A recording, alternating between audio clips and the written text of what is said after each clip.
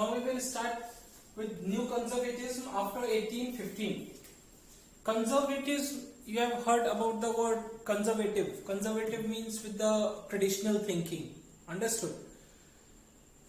We will go in the back in the class 9th. You have gone through the French Revolution and you have gone through certain division of the society in the France. Okay. So, if you will go through the division of the society of the France, at the top was clergy, then the nobles, and at the last was the third estate with some professionals and the poor ones, artisans and peasants. The conservatism, the new conservatism and the conservatism, the thing which is different between these two is only one thing, that is modernization. When the Napoleon was defeated in the Battle of Waterloo, then many conservative forces tried to bounce back. Try to bounce back means the old system came into existence, and that old system is conservative system. But when this old system again came into existence, they thought if we work on the same pattern, then again we will be dethroned by the public, because it is the French Revolution which has dethroned the monarchy from the France. Okay, so they thought if we took some ideas of the Napoleon, because Napoleon has done an incredible job in the administrative system, they thought that if we modernize our conservative traditional institutions, then our rule can run for a prolonged period. एक लंबे period के लिए चल सकता है. अगर हम अपने अंदर कुछ चेंजेस कर लें तो हम और आगे तक और लंबा राज्य कर सकते हैं. ऐसा सोचा किसने? It was thought by the conservatives.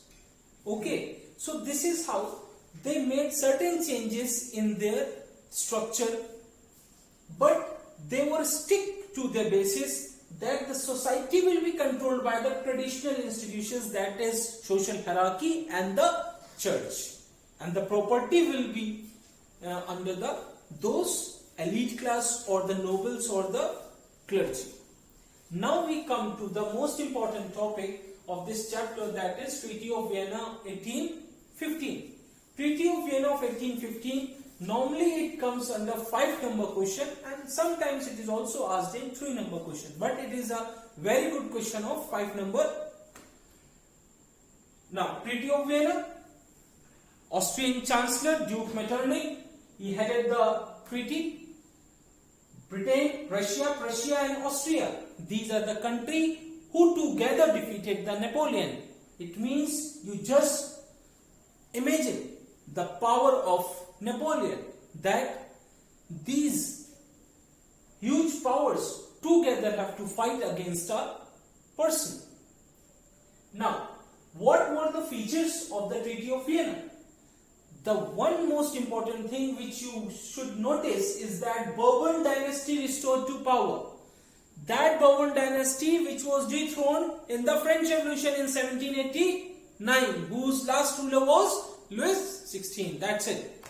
The Bourbon dynasty again came into the power. What I call new conservatism. Okay, understood? Link. The Bourbon dynasty again came into power, and the second, series of states set up on the boundaries of France. Why this series of states? And this series of states was set up by these countries, Britain, Russia, Prussia and Austria. Why these series of states were set up on the boundaries of France? So that France should not do the same act what the Napoleon had done, encroaching the nearby countries. Okay, दूसरी आसपास की countries पर कब्जा ना कर सके. Next is, we will go through the next point, how the territories which were occupied by the Napoleon, that was distributed among these powers. This is the distribution. Prussia, it got the western frontiers and it also got the portion of Saxony. इसको western frontiers के part मिला और साथ में ही part of Saxony का भी मिला. Austria got the northern Italy. Austria को क्या मिला? Northern Italy. रशिया को क्या मिला? Part of Poland. रशिया को क्या मिला? Part of Poland. But out of these things, the one of the major thing which you will notice is that German Confederation of 39 states was left untouched.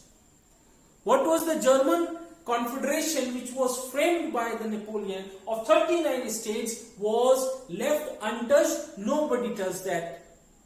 Because sometime it is there, na? It is the hive of the bee. If you will touch it, then the result can be very bad. That's why they didn't touch the German Confederation. Understood? These proceeding now, as the Bourbon dynasty came, means monarchy again re-established in the France or the European countries. Okay, when they now it is the time of terror for the liberal thinkers, philosophers and the revolutionaries who want to establish a democratic setup, who want to establish a parliamentary government. Now they started to go into disguise, underground themselves, and from there they started their campaign, because nobody want to come into the eyes of this Bourbon dynasty or the new conservatives. Understood?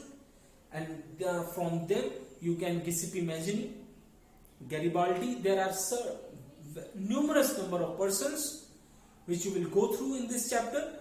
They work for the unification of their countries, and you have to write a short note on each and every character, that is Mazzini, Garibaldi, Cavour.